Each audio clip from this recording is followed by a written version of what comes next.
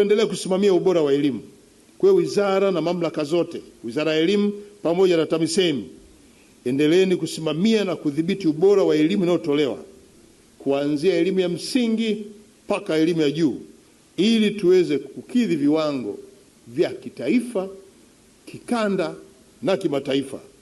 Hii itawafanya pia wasomi wa ndani ya nchi waweze kuingia kwenye masoko ya ajira huko kwa kupata elimu ya ndani ya nchi. Hili litasaidia zaidi. Taasisi za elimu tena, imarisheni mahusiano na vyuo vyote nchini ambavyo vinafundisha vijana wetu wa Tanzania, vinatoa maarifa, vinafundisha, lakini vinazalisha pia wakufunzi, ili kuwa sehemu ya mtandao wa utoaji wa maarifa na taaluma hapa nchini. Tunataka vyuo sasa viimarishe katika eneo hilo.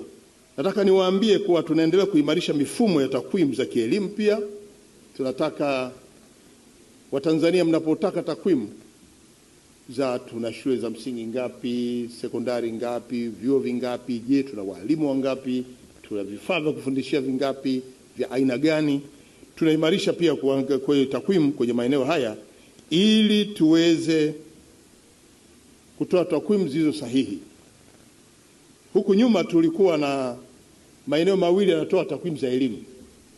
Wizara ya Elimu wana kitengo chao cha takwimu kinaitwa BEST. TAMISEMI ambao nao wanashughulikia elimu na wao wana takwimu zao.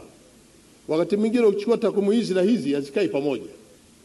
Sasa tumeamua tuimarishe mfumo wa kutoaji takwimu ili tupate chombo kimoja kinachopata na kutoa takwimu za elimu, ili Mtanzania yote anapoingia kwenye mfumo kutaka takwimu ya aina yote ya elimu aipate ile ile ambayo itazungumzwa na kila mmoja kwenye sekta ya elimu. Haya tunataka tuyafanye hivyo kwa sababu taka tuunganisha na mifumo mingine izungumze. Mifumo ya takwimu za elimu izungumze na mifumo ya NIDA. Taka izungumze na mifumo ya RITA na maeneo mengine kama vile mambo ya Wizara ya Nje, uhamiaji na kadhalika. Ili tukishafika hapo tutakuwa hatuna shida.